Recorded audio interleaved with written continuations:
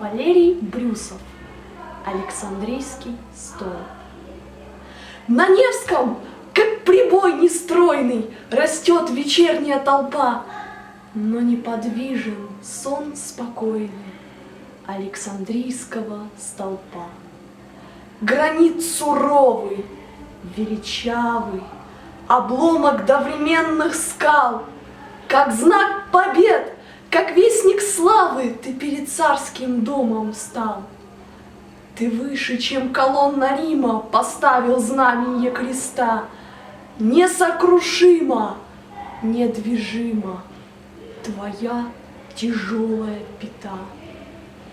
И через кровли низких зданий, все озирая пред собой, ты видишь в сумрачном тумане двух древних сфинксов над Невой.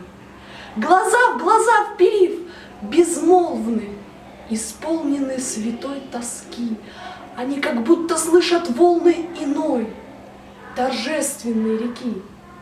Для них, детей тысячелетий, лишь сон видения этих мест, и эта твердь, и стены эти, и твой взнесенный к небу крест.